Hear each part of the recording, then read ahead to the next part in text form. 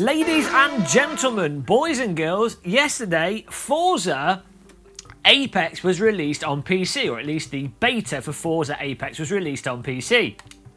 Now this is interesting because Forza, of course, was a Xbox and Xbox One exclusive, and now Microsoft have taken the step to also launch console games through the Microsoft Store platform on PC.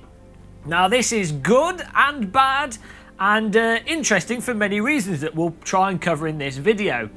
But to start things off, we're going to look at the options and what you get in the beta of Forza, and it's completely free, so there's nothing stopping you apart from needing the hard drive space and Windows 10 from jumping in and playing this right away. Now, going to the options screen, we have to bear in mind that Microsoft think that everyone are stupid, and this is very much a console port. And it seems that with Microsoft Store, what they're trying to do is basically make your Windows PC, if you launch a game through the Microsoft Store, your Windows PC basically becomes a Xbox One. As a result, Microsoft don't allow you to change options like the VSync, you can't change AA, you can't change anisotropic filtering. No, you've just got the choice of ultra, high, medium or low.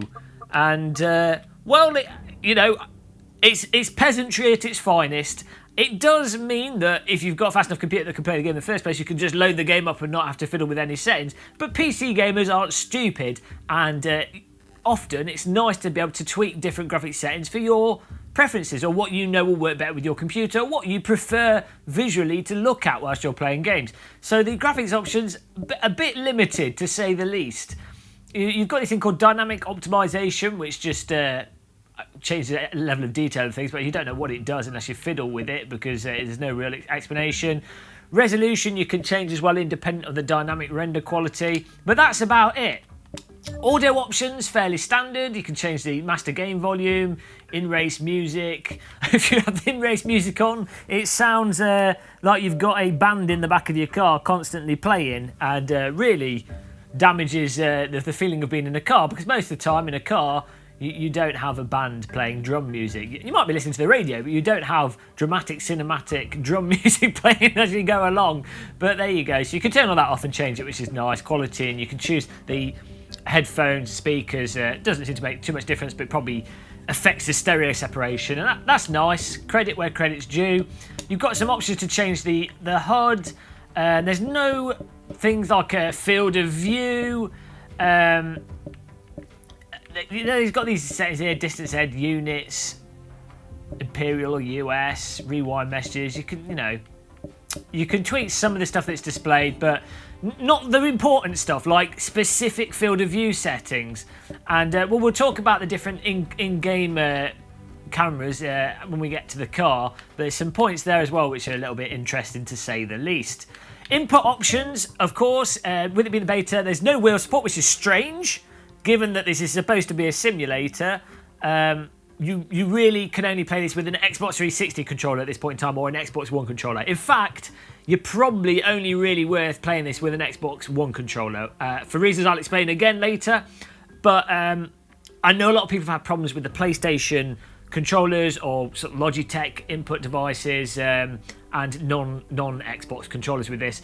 I'm sure in the future it'll start to work out and the custom controls will work, but for now you really need an Xbox One controller to enjoy this and play it properly. The 360 controller should work as well, and you can use a keyboard if you just want to check it out, but Xbox One controller is very clearly what it's been designed for, because this is literally a complete port of the console Xbox One version of the game to PC, and it becomes more and more apparent as you play this that it's basically, it feels very much like I've now plugged my TV into an Xbox One. That's what this feels like. It doesn't feel like I'm on my PC, it feels like I've got an Xbox One. Only that I've somehow upgraded my Xbox One and have higher quality graphics, better frame rate, and the ability to multitask in the background. But let's get to the car and we'll talk a bit about the game, because I'm going to assume the audience haven't played the Xbox One version, so I'll go over stuff that might sound a bit, you know, you'll know this if you've played this game or familiar with Forza.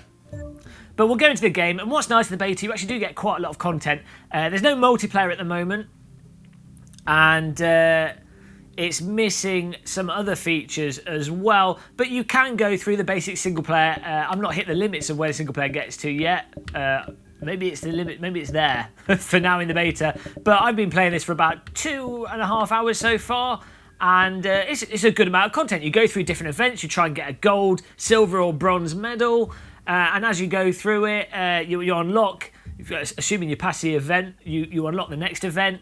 The events are nicely different from each other. You generally start at the back of the grid and work your way forwards, but they have races, they have events where you've got to knock down bowling pins, and ones where you've got to overtake slower cars and then overtake another fast car. And it's just spaced out nicely. And then in between each event, you get a nice little sort of animatic, a little animation introducing the car, and that's narrated by Top Gear presenters and American car show presenters as well. It's really nicely presented, and I think if you're super casual and you're sort of the type of person that will watch Top Gear casually, you could really enjoy this. And Turn 10, I have to say, have done absolutely superb job with the presentation of this game, and it keeps rewarding you with visual stuff to look at as you progress through. It's nice. It's just nicely done.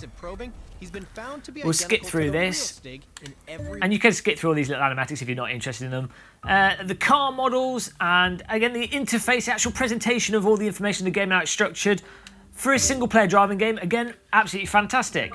Now, we have to put this the camouflage on the vehicle because that's just what we do, but I think that looks gorgeous. It's like the bedazzle camouflage that they used in World War II to stop the Germans being able to sink our boats, but bedazzle is where it's at, and it certainly works on vehicles. With the vehicles, you get setup options to change how they handle a little bit. You can customise the paint jobs. It's not the most customizable thing. It's not as you know, you can't do full painting like you can in some other games, and you can't do full body adjustments like you can in some games, but you can adjust quite a lot. You can change the paint to make it look nice. That's a little bit of tweaking there.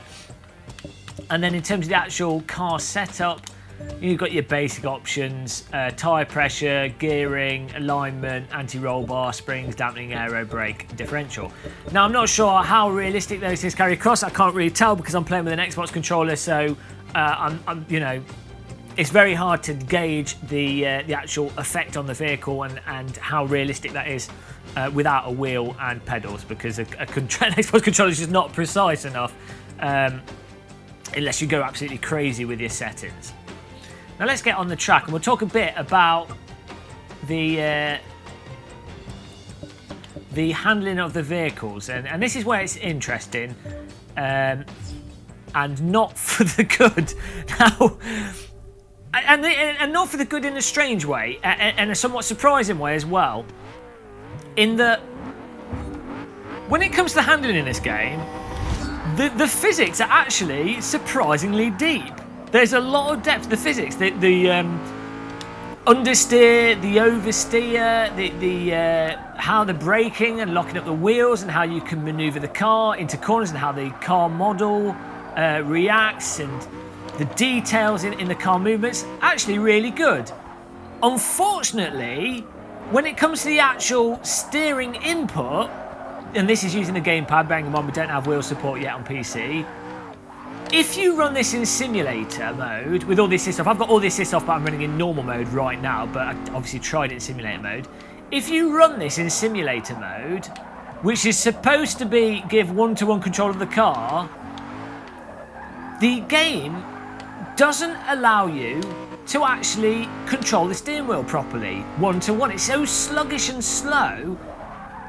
We just missed that corner there. It's so sluggish and slow that if you get into a tank slap and the back end comes out, you need to correct it, you just can't catch it properly with a gamepad, because the game's applying this weird filtering to the input. In contrast, if you've had a chance to play Project Gotham Racing, for example, which was you know, on the Xbox 360, the Xbox and MSR and the Dreamcast, those games, despite being played with a gamepad, well, you could use a wheel with it as well, but despite playing with the gamepad, it had one-to-one mapping with the joystick and the car steering, so it meant that you would have to be very delicate and precise, but once you got good at it, you had full control of the vehicle. And as I say, in contrast, the way Forza handles the input is as if someone smeared manure all over the controller.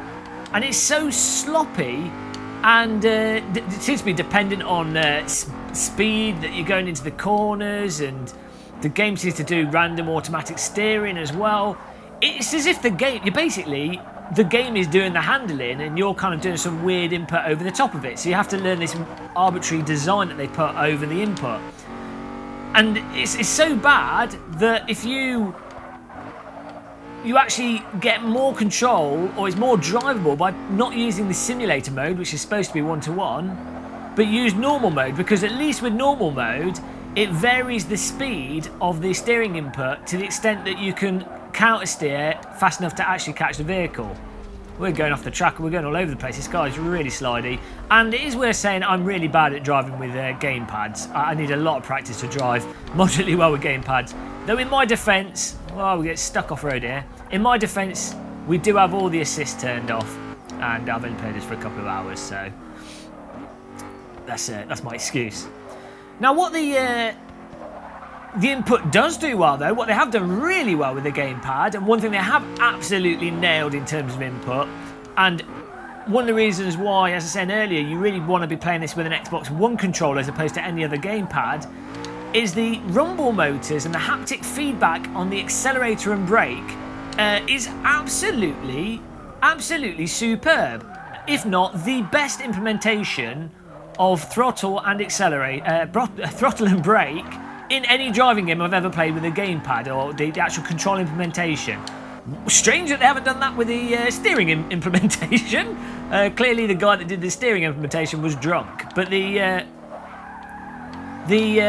brake and accelerator is fantastic, because you get haptic vibration for the load of the tyres, in terms of if I'm on the brakes now, if I start braking too heavy and the wheels are skidding and locking up, you get a nice little vibration, which allows you to very precisely apply just the right amount of braking before locking up, and know and understand that the reason why you're going in a straight line. If you've ever given a driving game with a gamepad to someone that's never played, or even on pedals and steering wheels, if you give a driving game to someone that's never played them before, the fact is driving games don't give you G-force feels like you would in the real world. So it's very counterintuitive as to why the car's just going on a straight line, because there's no explanation as to the fact that the wheels have locked up and you've gone over the grip threshold.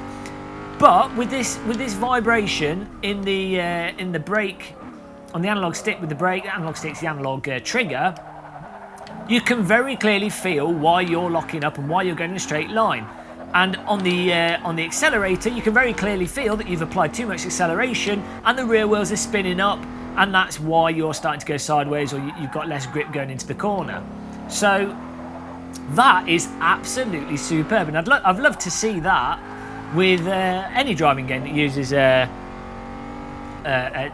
gamepad for input. We're horrendous at this. The Stig is destroying us. He is the Stig after all. Tell you what, we're going to go to a different event with other cars. We're getting absolutely destroyed there. Let's go to something a bit more exciting. So we go to one of the other events. Now, as I say, I've turned off the aerial atom will do. I've turned off all the assists and everything. So hopefully that's given us a reasonable insight into the handling. Now this will be interesting actually to test out and talk about the AI in the game.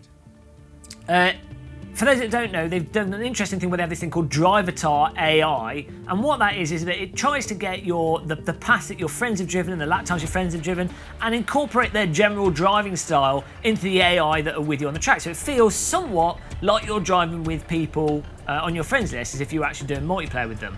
Unfortunately, it still has the same AI problems as every other AI in every other game, in that they slow down too much for tight corners, they slow down too much and don't carry enough speed through follow-on corners, and they are strangely aggressive in terms of ramming you and just doing bizarre movements that just aren't realistic at all. And the AI, I have to say in this, is pretty bad all round. It's good. They've designed the game around the AI's limitations, and they've done the best they can. You can see the design team have tried the hardest, and you know, with the type of game it is where you start at the back of the grid and you move yourself forwards through on most events. It's not like your traditional simulator where you qualify and then do that based on your position and then ideally be at the front. Pretty much the design and structure of this is that you always start at the back and work your way forward. So having slightly slower AI or AI that's a bit funky on some corners isn't as bad as it might be in more sort of simulation-based games. But the AI can be quite frustrating, and especially when they ram you off for no apparent reason. It's a bit like the AI, I'd say, is a bit like public server racing with a bunch of drunk people. So long as you keep that in mind, it's passable. It's acceptable for the type of game it is. And you know, it's a playable game. You do get exciting moments where you're trying to come first after overtaking everyone. So it does that job in that gameplay regard. It's just not very realistic, put it that way. You don't end up with that many realistic race scenarios in terms of how the AI overtake and move on you and move around themselves. Now, as you noticed back there, I cut the track by a mile, and this is another thing I noticed with this, which doesn't necessarily matter too much when it comes to single player and you're just playing by yourself because you're just trying to beat the AI, and the AI are there to be ragged on. But when it comes to multiplayer, potentially, or when it comes to you comparing your single-player times with friends, the fact that you can take absolutely ludicrous track cuts and not be penalised for it, it is a bit strange. Now they have put tyre barriers up to stop completely ridiculous track cuts on what would otherwise be completely open tracks, which is nice in that it stops people track cutting a bit, but it's bad in that it completely makes tracks look totally different to how they would in the real world. But if I'm trying to compare my time through the single player with a friend, and you don't know if they've actually cut the track a massive amount to get their time, so you can't really compare yourself against your friends, which would be nice, and it's something that they've obviously intended because that's incorporated in the game. So the track cutting is just a little bit wonky. It'd be nice if they had nice little penalties for it. Rather than the big tire walls, just have some kind of slowdown penalty or a warning if you cut too ludicrous. Ludicrous cut. Now we'll go through the different views so you can see the different view options. And this is another strange thing. The bonnet view, you've got a bonnet view, you've got a road view, you've got the console third-person view, two of them, and then you've got the cockpit view. What's really strange is that they haven't included a low field of view cockpit view, which you'd think they would, because if you're playing on a single screen, that's generally the best way to play a driving sim.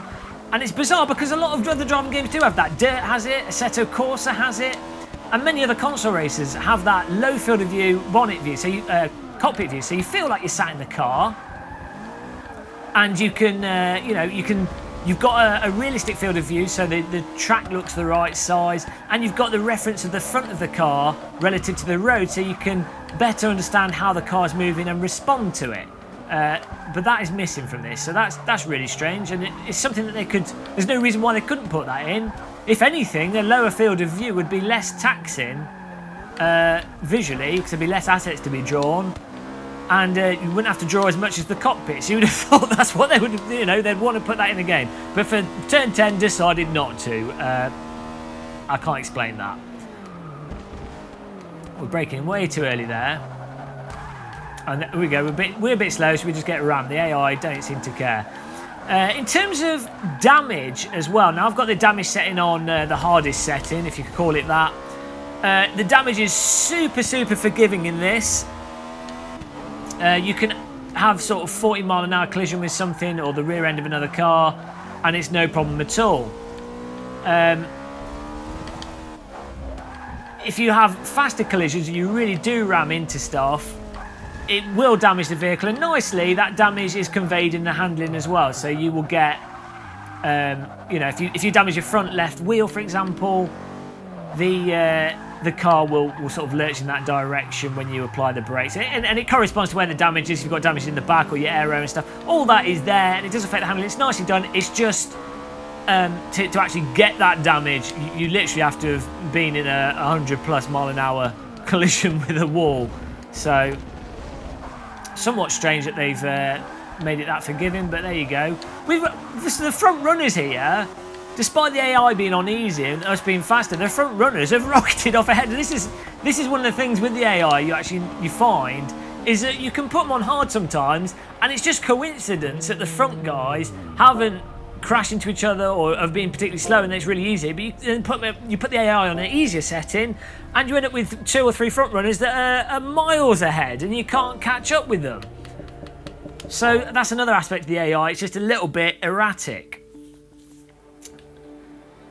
Let's do another event. Let's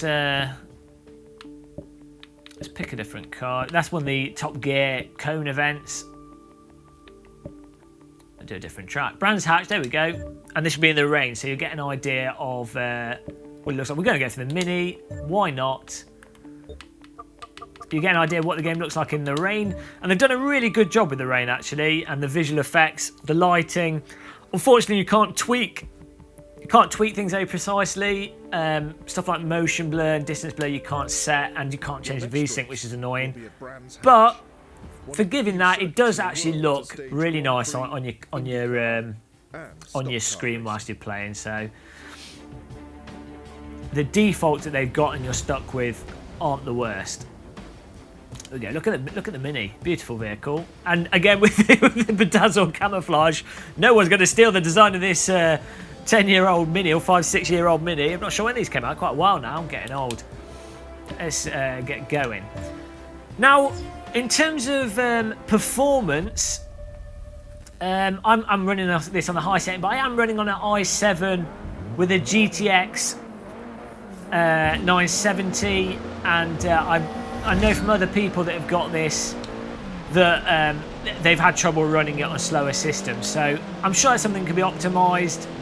But as of right now, you probably need a faster computer to really have this run smoothly. And even then, with the settings I've got it on, I've noticed the occasional slowdown. It seems random though. I'll have slowed down at times when there doesn't seem to be that much going on the screen. So maybe that is an aspect of the beta, and there's just optimisations to be made. For me, for the most part, it's running really well whilst looking pretty nice. I mean, look at this now. The raindrops really nicely animated and actually corresponding to the direction of the vehicle, so they've got a degree of, not really physics, but the raindrops sort of, if I turn left they go to the right, if I turn right the raindrops go to the left. That's really nice as they go up the windscreen on the left as well. Really nice and immersive feature. The lighting as well, it just looks really nice. I wouldn't say it's in the cockpit when you're actually driving, all said and done, I think Project Cars actually looks nicer than this, especially on the PC when you've got the graphics on full. But this is up there with some of the nice looking games. When you're not in the car, whoa, aquaplane. That's a bit extreme, but okay, someone's dug a pit on the start finish line, then filled it with water.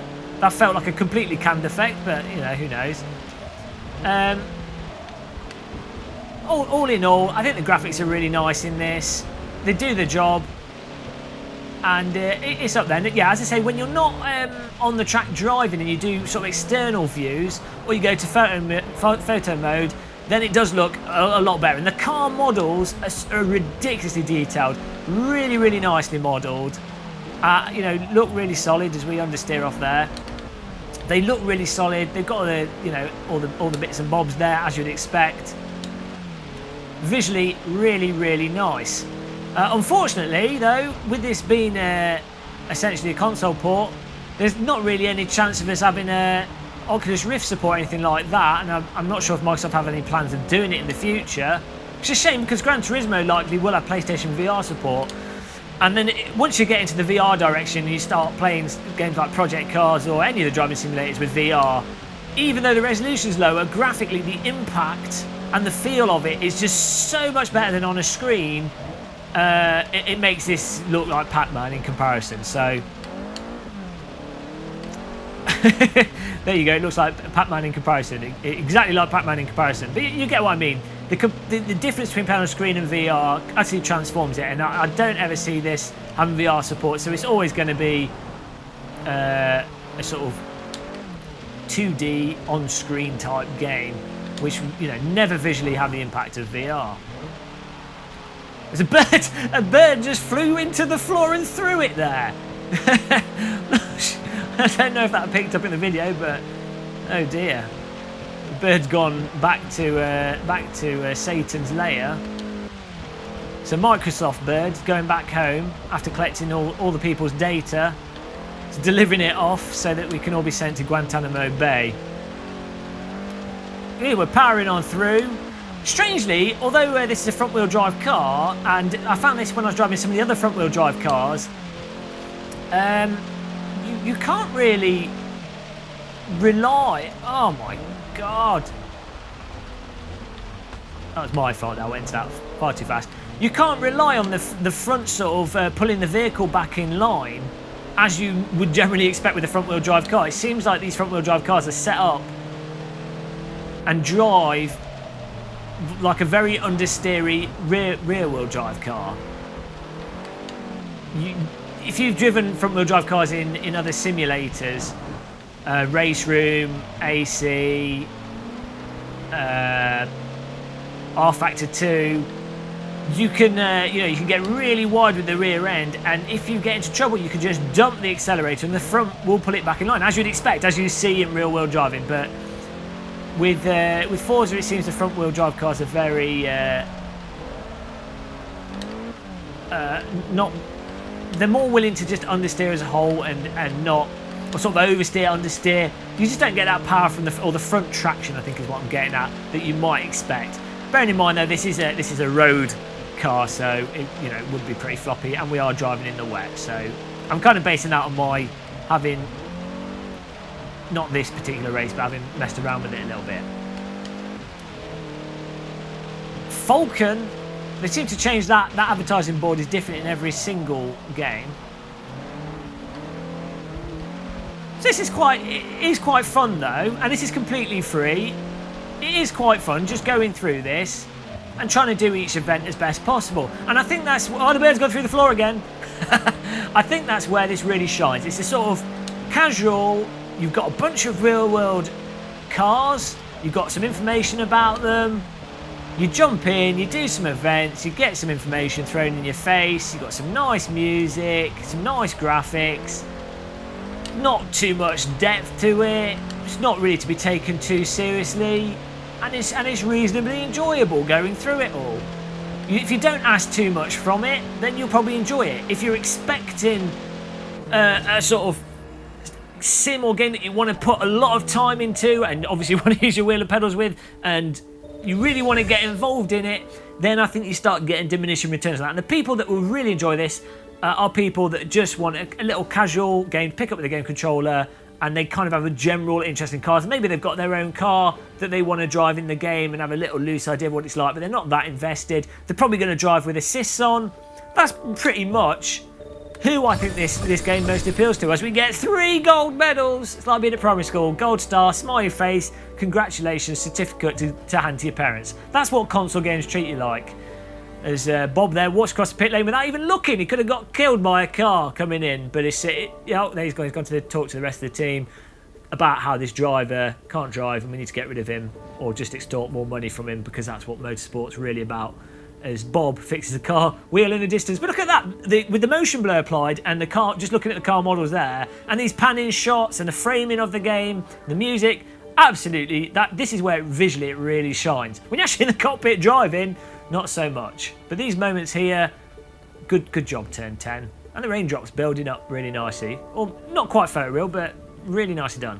So, we'll go back to the main menu, exit, and we've got some more credits. Of course, it has all the credit and stat tracking and stuff to sort of push you along and make you feel like your time spent playing games is worthwhile. It's very gamey. But really, I think that's a reasonable introduction to Forza Apex on the PC. As I say, it's essentially a direct, completely literally direct version, the console version on the PC. It feels like I plugged my TV into a faster Xbox One with better graphics.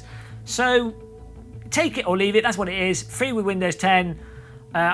Feel free to drop comments. Please subscribe. It helps us feel like these videos are going out to people, and it makes the effort and time feel more worthwhile. Though I actually enjoy making the videos, but it's nice when people subscribe. Please like as well.